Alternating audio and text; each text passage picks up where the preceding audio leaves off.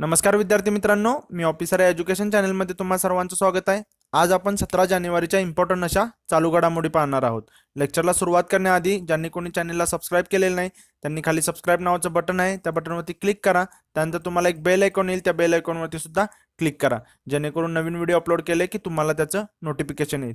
लेक्चरच्या एंडला आपण क्वेश्चन ऑफ द डे घेतो। ओके, त्याचं जे आन्सर आहे ते तुम्हाला कमेंट बॉक्समध्ये मेन्शन करायचं आहे। आणि लेक्चरच्या सुरुवातीला आपण जो कालचा क्वेश्चन होता त्याची आपण इथे रिव्हिजन करतो। ओके, आणि जर तुम्हाला हे लेक्चर युजफुल वाटलं, इम्पॉर्टंट वाटलं तर तुम्ही लाईक करायला विसरू नका। तुमच्या मित्रमैत्रिणींच्या व्हॉट्सअप टेलिग्राम ग्रुपमध्ये शेअर करा। चला सुरुवात करूया आपण आता कालच्या क्वेश्चन पासून। तर बघा, कालचा क्वेश्चन काय होता, खालीलपैकी कोणाची महिला बॉक्सिंग पदी नियुक्ती करण्यात आली आहे। तर याचं जे उत्तर आहे ते पर्याय क्रमांक 1 मोहम्मद अली कमर। ओके, हे जे आहे ते पर्याय क्रमांक 1 याचं उत्तर आहे। मग आपण मोहम्मद अली कमर यांच्याविषयी पाहिलेलं होतं की भारतासाठी राष्ट्रकुल स्पर्धेमध्ये पहिलं सुवर्णपद जे होतं ते यांनी मिळवून दिलेलं होतं, बरोबर। हे तुम्हाला नोट करून ठेवायचं आहे। पहिलं सुवर्णपद होतं, कधी दिलेलं होतं ते पण लक्षात ठेवा, 2002 साली मँचेस्टर राष्ट्रकुल स्पर्धेमध्ये। ओके, आणि यांची जी आता आहे ती महिला बॉक्सिंगपदी निवड झालेली आहे आणि ते सर्वात तरुण आहेत, हे पण तुम्हाला माहित असणं गरजेचं आहे। सर्वात तरुण आहेत, त्यांचं वय जे आहे ते 38 वर्ष आहे आणि यांना अर्जुन पुरस्कार मिळालेला होता। तर तो कधी अर्जुन पुरस्कार मिळाला हे पण तुम्हाला माहित असणं गरजेचं आहे, तर 2002। ओके, एवढं तुम्हाला या न्यूज विषयी माहित असणं गरजेचं आहे। त्याचबरोबर आत्ताचे कोण आहेत तर शिवसिंग हे आहेत प्रशिक्षक, आणि त्यांनी सहाय्यक प्रशिक्षक म्हणून सुद्धा कार्य केलेलं आहे। चला आता आजची न्यूज बघू। गांधी शांती पारितोषिक। तर बघा, 2015, 16 आणि 17 आणि 18 यासाठी जो आहे तो गांधी शांती पारितोषिक आहे, याची घोषणा झालेली आहे। तर 2015 साठी विवेकानंद केंद्र कन्याकुमारी यांना मिळालेलं आहे। तर त्यांचं कार्य बघा, ग्रामीण विकास, शिक्षण आणि नैसर्गिक साधन संपत्तीच्या विकासात दिलेल्या योगदानाबद्दल। 2016चा जो आहे तो सुलभ इंटरनॅशनल आणि अक्षय पात्र फाउंडेशन यांना कंबाईन दिला गेलेला आहे। देशभरामध्ये लाखो मुलांना मध्यान्ह भोजन पुरवण्यात दिलेल्या योगदानाबद्दल अक्षय पात्र फाउंडेशनला हा मिळालेला आहे। आणि भारतात स्वच्छतेची स्थिती सुधारल्याबद्दल सुलभ इंटरनॅशनलला हा पुरस्कार मिळालेला आहे। 2017चा जो आहे तो एकल अभियान ट्रस्टला मिळालेला आहे, बरोबर। जे देशभरातल्या दुर्गम ग्रामीण भागातील आदिवासी मुलांना शिक्षण, ग्रामीण सक्षमीकरण, लैंगिक आणि सामाजिक समानता याबद्दल दिला गेलेला आहे। आणि 2018चा जो आहे तो योही शाशाकावा यांना भारत तसेच जगभरामध्ये कुष्ठरोगाच्या निर्मूलनासाठी केलेल्या योगदानाबद्दल दिला गेलेला आहे। ओके, हे जस्ट तुम्हाला माहित पाहिजे। आणि आता हा गांधी शांती पारितोषिक आहे, तर हा जो पहिल्यांदा आहे तो 1995ला दिला गेलेला आहे। 1995ला महात्मा गांधी यांच्या 125व्या जयंतीनिमित्त हा दरवर्षी देण्याचा भारत सरकारचा निर्णय होता। स्वरूप जे आहे ते 1 कोटी रुपये आहे। त्यानंतर त्यात प्रमाणपत्र आणि मग पारंपरिक हस्तकला वस्तू वगैरे आहे असं दिलं जातं। आणि हा पुरस्कार जो आहे तो ग्रामीण विकास, मानवतावाद, स्वच्छता, शिक्षण आणि कुष्ठरोगांचे निर्मूलन अशा क्षेत्रामध्ये कार्य करणाऱ्या व्यक्ती किंवा संस्थांना दिला जातो। एवढं तुम्हाला गांधी शांती पारितोषिकाविषयी माहिती असणं गरजेचं आहे। बघू पुढे। EMRSच्या विद्यार्थ्यांसाठी प्रथमच राष्ट्रीय खेळांचे आयोजन। EMRSच्या विद्यार्थ्यांसाठी, आता EMRS म्हणजे तुम्हाला माहित पाहिजे Eklavya model residential school. Okay, तर हे जे आहेत विद्यार्थी, आपण याच्याविषयी न्यूज सुद्धा पाहिलेली होती एकलव्य मॉडेल रेसिडेन्शियल स्कूलची, जी ज्याच्यासाठी जे होतं सुधारित एकलव्य मॉडेल रेसिडेन्शियल स्कूल योजनेसाठी मंजुरी दिलेली होती, बरोबर, CCEA। तर याच्या वेळेला आपण CCEAचा फुल फॉर्म सुद्धा बघितलेला होता, the cabinet committee on economics affair. Okay, यांनी जो होता तो सुधारित जे एकलव्य मॉडेल रेसिडेन्शियल स्कूल होतं त्याला मंजुरी दिली होती। त्याच्यामध्ये सांगितलेलं होतं की प्रत्येक ब्लॉकमध्ये स्कूलची स्थापना केली जाणार आहे। ब्लॉक म्हणजे मी सांगितलं होतं की रिजन असणार आहेत ते त्याच्यामध्ये केली जाणार आहे, म्हणजे ज्याच्यामध्ये अनुसूचित जाती जमातीची लोकसंख्या जे 50% जास्त असणार आहे आणि किमान 20,000 आदिवासी लोक तिथं असणार आहेत। ही जी होती ती सुधारित जे होतं ती योजना होती आणि मग याच्यामध्ये त्याला मंजुरी दिलेली होती। आता याच्यामध्ये बघा, ह्या एकलव्य मॉडेल निवासी शाळा ज्या आहेत, रेसिडेन्शियल स्कूल आहेत, तिथल्या विद्यार्थ्यांना क्रीडा क्षेत्रामध्ये प्रोत्साहन मिळावं यासाठी जे आहे ते राष्ट्रीय खेळांचे आयोजन केलेलं होतं। तर हे कुठे केलेलं हे तुम्हाला विचारलं जाऊ शकतं, तर लक्षात ठेवा हैदराबाद तेलंगणा येथे. आणि 17 राज्यांमधून जवळपास 1777 मुलामुलींचा सहभाग होता, जे 3 दिवस चालणाऱ्या स्पर्धांमध्ये वेगवेगळ्या मैदानी खेळामध्ये भाग घेणार होते. तुम्हाला जस्ट याच्यासाठी हे लोकेशन लक्षात ठेवायचं आहे. आणि जे आपण पहिली न्यूज पाहिलेली होती EMRSची एकलव्य मॉडेल निवासी शाळेची, की जे CCEने सुधारित एकलव्य मॉडेलला जी मंजुरी दिली होती, तर त्याचे क्रायटेरिया काय होते. 50% पेक्षा जास्त लोकसंख्या पाहिजे आणि तिथे अनुसूचित जाती जमातींची संख्या पाहिजे, हे आपण त्यावेळेला पाहिलेलं होतं. हे जस्ट तुम्हाला माहित पाहिजे. जवळपास 2200 करोड रुपयाचं हे जे होतं ते निधी होता त्याला, हे पण जस्ट माहित असावं.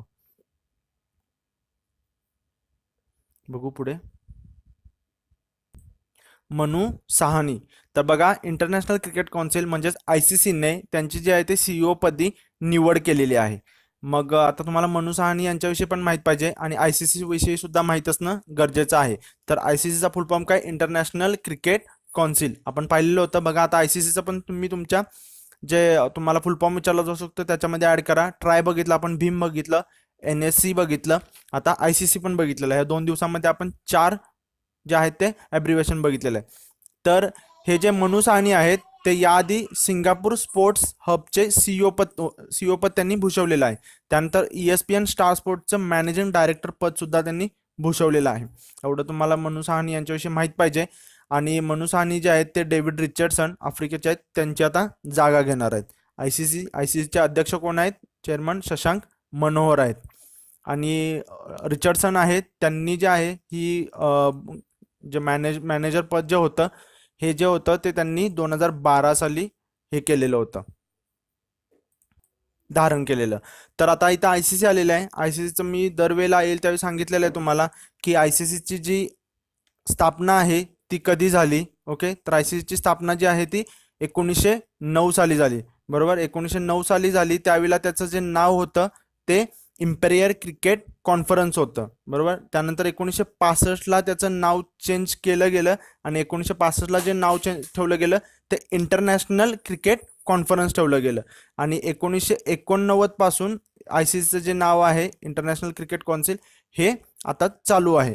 एवढं तुम्हाला माहित पाहिजे. आता इथं ICC आलेलं आहे, क्रिकेटच्या रिलेटेड आलेलं आहे. तर तुम्हाला क्रिकेटच्या रिलेटेड जेवढ्या आपण न्यूज पाहिल्या त्या सगळ्या माहीत पाहिजेत. ICC हॉल ऑफ फेम आपण पाहिलेली होती.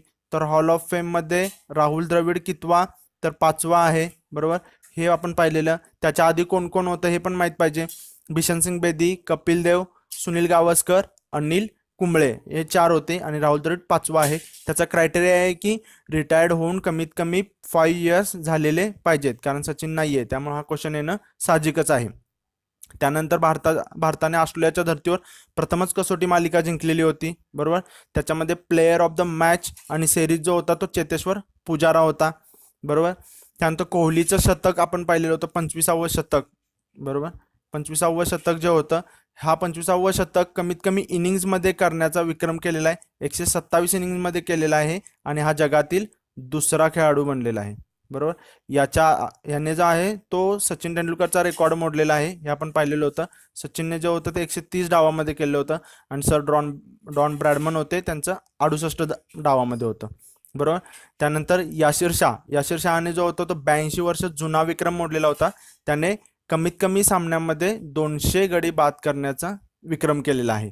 मग ते किती सामने होते, तर ते 33 कसोटी सामने होते. आणि याआधी जो होता तो ऑस्ट्रेलियाचा ग्लेरिक क्लिमट जो होता त्याच्या नावावरती हा विक्रम होता, 36 कसोटीमध्ये केलेलं होतं. बरोबर, आणि 3 नंबरला जो आहे तो भारताचा R अश्विन. ओके, हे लक्षात ठेवा, R अश्विन आहे किती, 37 सामन्यांमध्ये. त्यानंतर भारतीय महिला कसोटीचे प्रशिक्षक पदाची निवड झालेली होती, ते आपण पाहिलेलं होतं, उरकरी व्यंकट रमण. तुम्हाला त्यांचं पूर्ण नाव सुद्धा लक्षात ठेवायचं आहे, WV रमण. ओके, उरकरी व्यंकट रमण. आणि त्याची निवड समिती तुम्हाला विचारली जाऊ शकते. तर निवड समितीमध्ये कोण कोण होतं, कपिल देव, अंशुमन गायकवाड आणि शांता रंगस्वामी. पूर्वीचे प्रशिक्षक होते कपिल देव. त्यानंतर ICC महिला ODI आणि T20 team of the year केलेली होती. त्याच्यामध्ये ODI टीमची कॅप्टन होती सुझी बेट्स न्यूझीलंडची आणि T20ची कॅप्टन होती हरमनप्रीत कौर भारताची. आणि या संघामध्ये स्मृती मंदाना आणि पूनम यादव यांना स्थान होतं, बरोबर. आणि स्मृती मंदानाला ICCची सर्वोत्तम वनडे खेळाडू म्हणून सुद्धा अवॉर्ड मिळालेला आहे, घोषित केलेला आहे त्यांनी, बरोबर.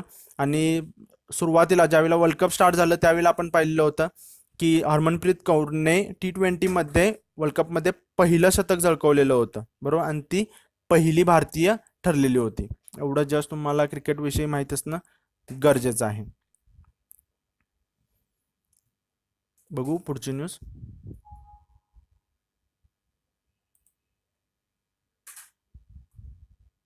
ही पण आहे, ही क्रिकेट रिलेटेड न्यूज आहे. सिडनी क्रिकेट काउन्सिलचे मानस सदस्यत्व मिळालेलं आहे विराट कोहली आणि रवी शास्त्री प्रशिक्षक, मग यांना मिळालेलं आहे. तर हे जस्ट तुम्हाला वन लाइनरला येऊ शकतं म्हणून घेतलेली आहे आणि हे क्रिकेटच्या रिलेटेडच आहे. कोहली आणि शास्त्री यांना वगळता अन्य आंतरराष्ट्रीय क्रिकेटपटूंना SCGचे मानद सदस्यत्व देण्यात आलेल्या खेळाडूंमध्ये फक्त सचिन आणि वेस्ट इंडिजचा ब्रायन लारा यांचा समावेश आहे. हे एक जस्ट तुम्हाला माहित असणं गरजेचं आहे. हे वाक्य एक तुम्ही नोट करून ठेवा. बघू पुढे. कॉन्स्टंटाईन पाय उतार. तर भारतीय फुटबॉल संघाचे प्रशिक्षक स्टीफन कॉन्स्टंटाईन यांनी पदाचा राजीनामा दिलेला आहे. तर का दिला बघा, AFC एशियन कप 2019 स्पर्धेमध्ये भारतीय संघाचे जे आव्हान आहे ते साखळी फेरीमध्ये संपुष्टात आले. या पार्श्वभूमीवरती यांनी जे आहे तो राजीनामा दिलेला आहे. जस्ट तुम्हाला नाव यांचं माहीत पाहिजे, हे लक्षात ठेवा. आणि हे जे आहे ते दुसऱ्यांदा प्रशिक्षक झाले होते 2002 ते 2002च्या काळी होते आणि नंतर 2015, हे पण जस्ट लक्षात 15 ते 19. ओके, एवढं जस्ट तुम्हाला माहित पाहिजे त्यांच्याविषयी. आणि फुटबॉल टीमचा कॅप्टन माहितच असेल सर्वांना, सुनील छेत्री. बघू पुढची न्यूज. कोलेम बायपास रस्ता राष्ट्राला समर्पित. तर बघा, पंतप्रधान नरेंद्र मोदी यांच्या हस्ते केरळमधील राष्ट्रीय महामार्ग क्रमांक 66चा भाग, हे तुम्हाला लक्षात ठेवायचं आहे, राष्ट्रीय महामार्ग क्रमांक 66चा भाग असलेला कोलेम बायपास रस्त्याचे उद्घाटन करण्यात आलेलं आहे. हे कुठे आहे तर केरळमध्ये आहे. आणि हा जो आहे तो 13 किलोमीटर लांबीचा दुपदरी रस्ता आहे. याला जो खर्च आहे तो 352 कोटी रुपये आलेला आहे. ज्यावेळेला नरेंद्र मोदी तिकडे केरळला गेलेले होते त्यावेळेला त्यांनी तिरुवनंतपुरम येथील पद्मनाभ स्वामी मंदिराला सुद्धा भेट दिलेली होती. केरळ कॅपिटल तिरुवनंतपुरम, जे CM आहेत ते Pinarayi Vijayan, governor P Sathasivam. Okay, एवढं जस्ट तुम्हाला त्याच्याविषयी माहिती असणं गरजेचं आहे. बघू पुढची न्यूज. नाव क्वेश्चन ऑफ द डे. खालीलपैकी कोणी भारतीय फुटबॉल संघाच्या प्रशिक्षक पदाचा राजीनामा दिलाय? आशा करतो मित्रांनो तुम्ही याचा आन्सर जे आहे ते कमेंट बॉक्समध्ये मेन्शन कराल. भेटू पुढच्या लेक्चरमध्ये, तोपर्यंत धन्यवाद.